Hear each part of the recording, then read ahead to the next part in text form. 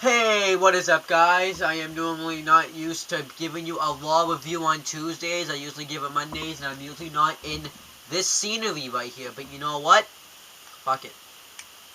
Just fuck it. I'm gonna do it now. So, I thought this Raw last night was a very good Raw. Like, this Raw, it was great. This is WWE Old School RAW, and it happened on March 4th, 2013. And the commentators for the show are Michael Cole and Jerry the King Lawler. Now, the last time I did the Old School RAW for 2010, and I explained how it was set up, so it was pretty much the same thing here. And Michael Cole and Jerry the King Lawler were dressed just fine, and I think one of the persons tweeted Michael Cole that it looks like a bottle of mustard. But yeah, so then we start off the show with The Undertaker's return, and I will fuck yes. So I am finally happy he's back. He's gonna be at Mania this year. I didn't think he was. My dad's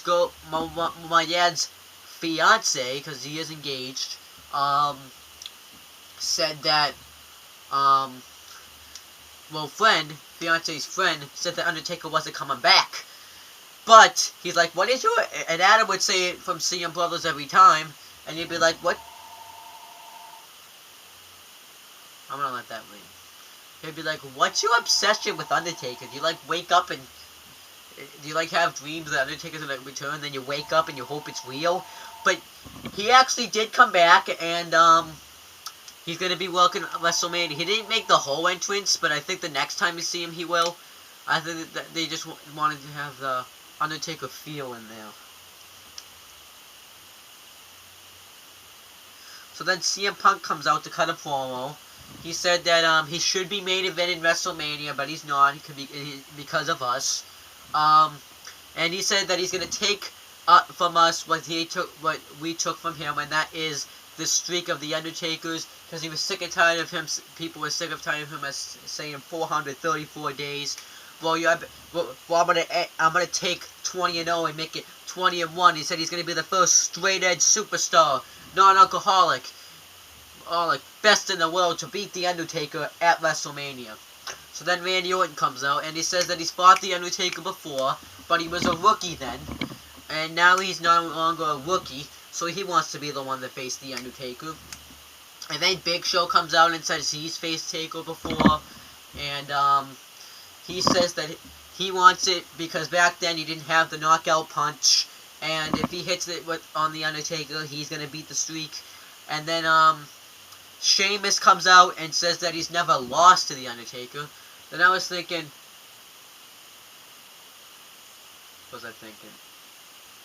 I thought he was making mention WrestleMania. He's never lost to the Undertaker.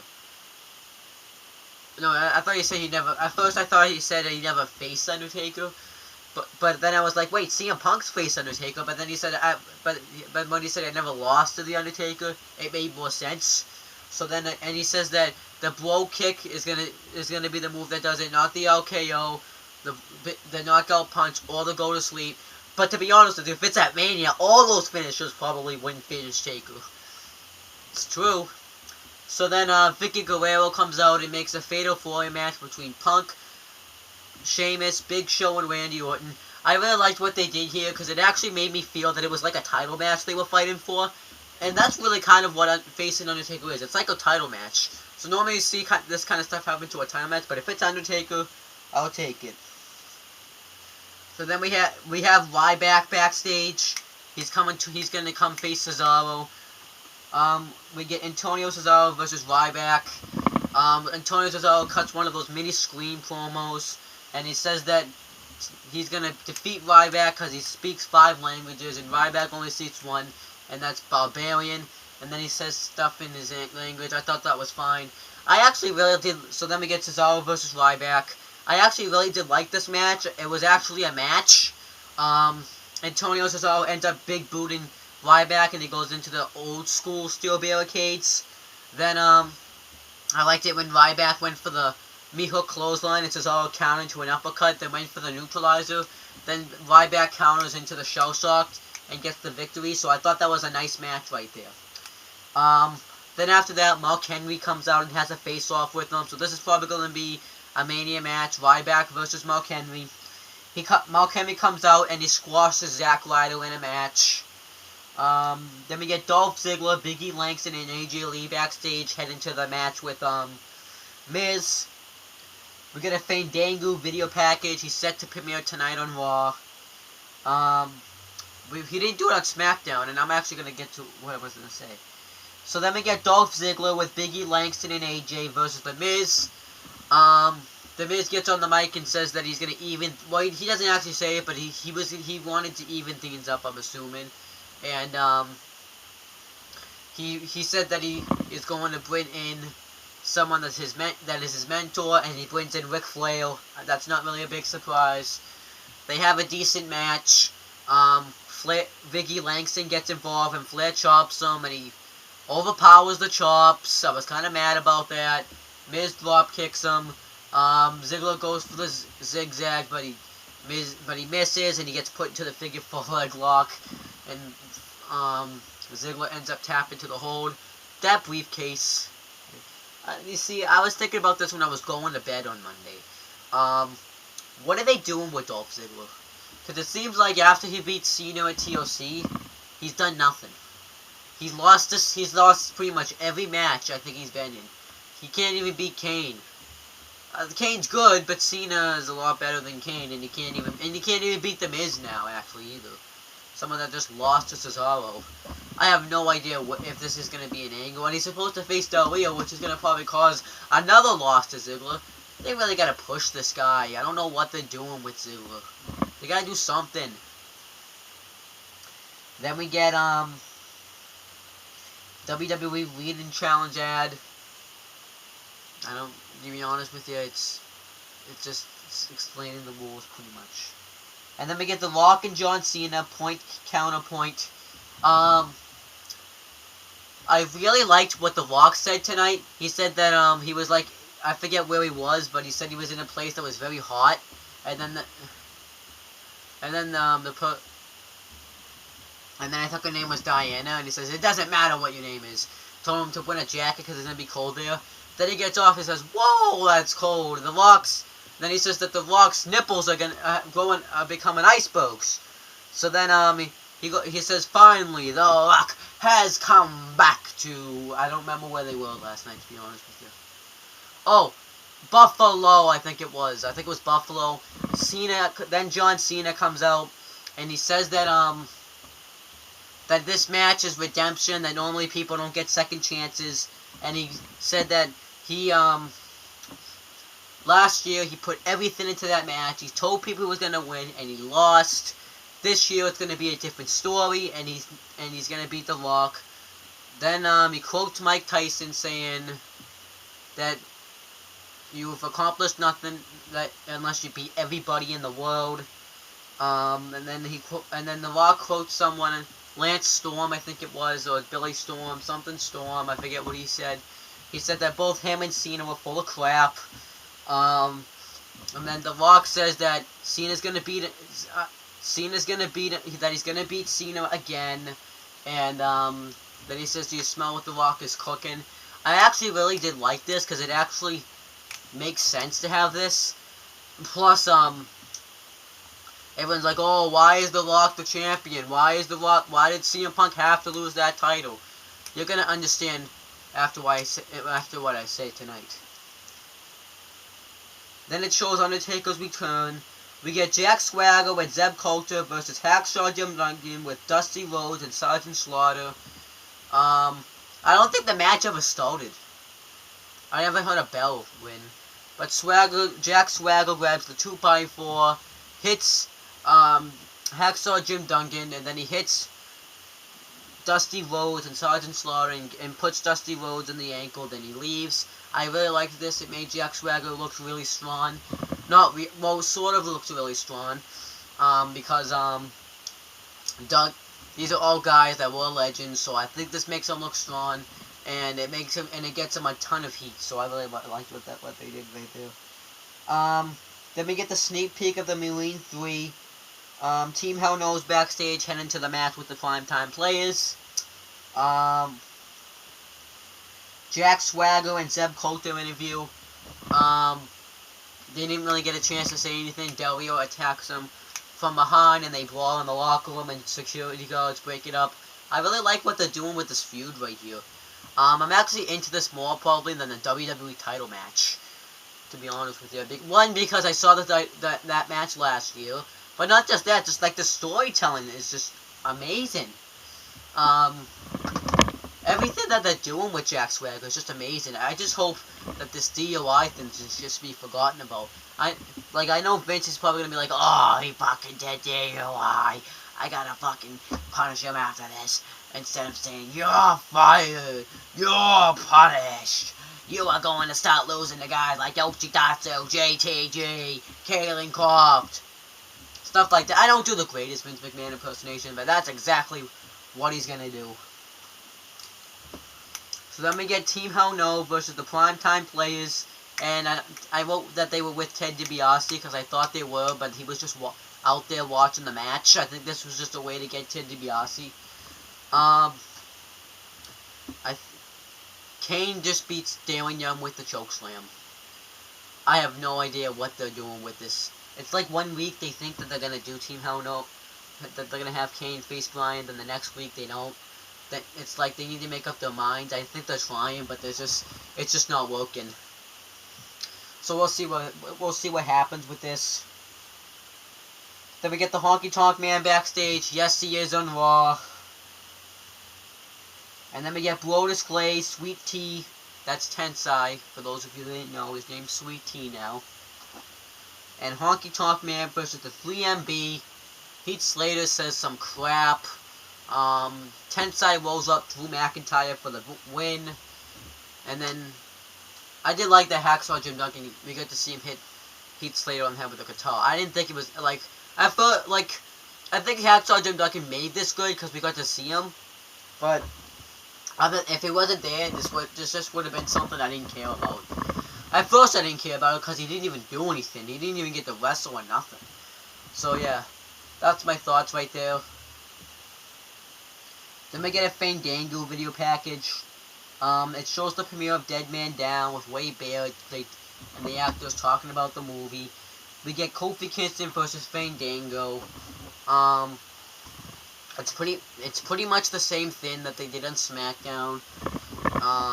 Fandango won't debut because he didn't learn how to say his name, but I think he said it the third time. He leaves. Stupid. I was fine with it at first, not debuting on SmackDown. So I thought they were gonna have him debut tonight with a whole world, on a live show where everyone would see it. But that's not what happened at all. He just didn't wrestle.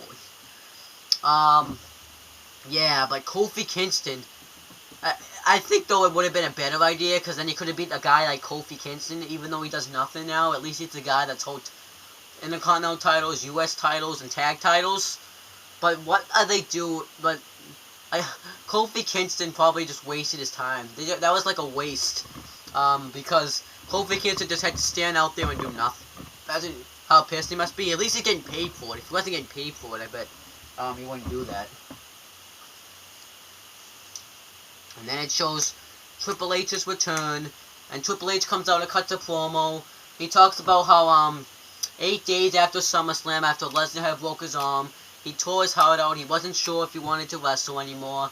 Then after he got the cast off, he started training again for unknown reasons. He didn't really know why. Then he felt better than he ever did before. But then he was sitting on the bedside next to Vince McMahon, and his wife was crying, his kids were crying. Then but Triple H said on the inside he was smiling. And he said that he finally had a reason to come back. He waited for the right moment when Lesnar was about to attack Triple H. Then Triple H came out there, beat the hell out of him. And he said if you thought the 14 staples you had to put in your head were bad, Brock, it was nothing. You thought we were done after SummerSlam. Jazzy, no! Oh, the water.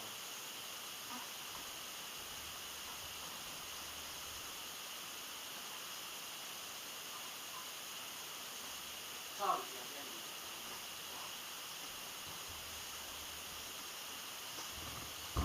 I am so sorry. I thought the dog was pissing on the floor. Anyways, oh yeah, as I was saying though, so Triple H said that we thought we were done after SummerSlam. We're just getting started, and then he says that he wants to face him at WrestleMania, and that Mania, or Brock can just bleed. So we're probably gonna get the match. I don't see it being a regular match. What I kind of want it to be is a stretcher match, because Lesnar's taking out Triple H. Actually, no. You know what I want it to be? I want it to be just a fall. I don't know what I want it to be honest with you. I just want Hell in a Cell. I want it to be a Hell in a Cell match. Because those guys legit hate well, they don't legit, but they have great hate for each other. And I want to see the feud maybe them have one more match, so they will both have a win against each other. You know what? Actually, I have an idea. Have like a stretcher match at WrestleMania. Then at Survivor Series or the next Mania, they can have another match. Actually, wait, because it would make Lesnar kind of look weak, but we don't know what's gonna go on. But Triple H still kind of looks like Bobby Roode with his haircut. So then we get it's the Bret Hitman Hart DVD ad. It was it was weird. It says this is what Sheamus does when he doesn't wrestle. He sits here and watches the Bret Hart DVD. It was just weird. Then we get the WWE Rewind. It shows Big Show knocking out the Shield. The Shield comes and cuts a promo. They talk about how the Shield's undefeated like the Undertaker is at Mania. Well, he's not talking about at the event, like undefeated in WWE. The Shield is going to take over, and they're might make an appearance in the Fatal 4-Way match, which they don't. And then we get the New Age Outlaws versus Primo and Epico with Rosa Mendes.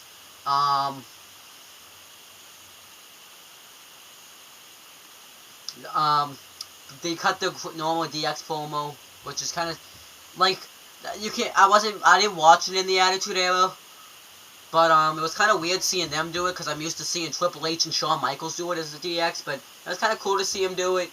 Then I was like, oh, this is gonna be a squash, but they actually had a match. Like Primo and Epico, if you let them have a match, they can go. If you don't, but it's just like, why can't, how come you make them, how come they have, like, if you actually use this team right, you know what I would do? Is have the primetime players win the belts from Kane and Bryan, and then you can have the primetime players defend the titles. It can be on the pre-show, it doesn't have to be on the show, just against the Usos and Primo and Epico, that they would tear down the house. Then, but yeah, Billy Gunn pins, I think, I don't know if it was Primo and Epico, I didn't really look, but he pins one of them off the Famouser, and that was it. And then it shows The Rock and John Cena, point, counterpoint. It shows the fans tout, because you could tout your reactions. The Tree of Woe Shogun on there, and I do watch them a little bit, so I really did like them. And there was like other people on there, like there was a person named Stephanie. Then we get Mae Young's birthday party. CM Punk just interrupts it, which I thought was awesome. We get CM Punk with Paul Heyman versus Big Show versus Randy Orton versus Sheamus, and the winner faces Undertaker at WrestleMania 29. And during this, it shows a WrestleMania 29 ad saying how many days are left. Like last night was 34, today is 33. So this was actually a good match. I really like what CM Punk did in this match. In the beginning, he just kind of like watched everyone work. I kind of like what he did, that strategy, and then they start fighting. CM Punk goes for the kick, but he gets knocked out by Big Show. Sheamus hits the blow kick on Big Show, and then Orton hits the RKO on Sheamus. Then CM Punk kicks Orton in the head and hits to go to sleep for the win. That was fine. I wanted to see Punk and Taker. I think they were leading towards that since Punk lost last week, 1 and 2. Yeah, I think they want Punk in a big match situation. Then Taker's music hits and he stares and he comes out and has a stare down with Punk. So good Raw. I thought last night's Raw was good. I think actually it was better than last week's Raw, which was also, well, actually last week's Raw wasn't really a great Raw, but it was a good. it was like an okay Raw. This Raw was like a good Raw. Like pretty much everything was spot on perfect. And I think that's what we're gonna expect from Mania. Plus, it was Old School RAW, so they wanted to acknowledge that. But I really thought this was a good Raw. Um, nothing really to complain about except maybe the Brodus Clay. Well, actually, I wouldn't really mind that since we did see Honky Tonk Man. But the Mark Henry Zack Ryder. But then again, it was one squash match, so. But yeah, everything else was good on Raw, and it looks like that we're gonna get some Punk and Taker stuff. I think that's good. I have no idea what they're gonna do with that, but they're gonna do pretty good stuff. And I think maybe we're gonna get now. We're either gonna get now considering that Mark Henry and Ryback had that stare down, I'm thinking now we're gonna get Big Show, Sheamus, and Randy Orton versus the Shield. And maybe they'll have Randy Orton turn heel at Mania. And then, we'll get Ryback and Mark Henry at WrestleMania. That's what I think they're leaning towards. And everything was pretty good tonight. Oh, I forgot one match. Alberto Del Rio versus Wade Barrett. They had a good match, too. I don't know how I forgot that match. Barrett does the boot, and he does a boot off the apron. And he goes for the Winds of Change, then Del Rio counters into the crossover breaker for the win. I don't know how I forgot that match, but I just remembered it. But yeah, that was good too. And then Swagger comes out and he wants to fight him, but Zeb Coulter won't let him. And I forgot about like a YouTube video of the show, but I couldn't really see it because my dad was being fucking annoying. But yeah, that's pretty much it for Raw. Like I said, everything was good. So I'm gonna go upload this and watch Suicide Dive Wrestling and Wrestling Gurus review Raw. Oh, and I'm also gonna watch Spider 486 4 years YWC Pro review Raw. I think he said he's getting close to 500 subscribers, so that's pretty cool. So but that's pretty much it, guys. I'll be back tomorrow to review Main Event Thursday.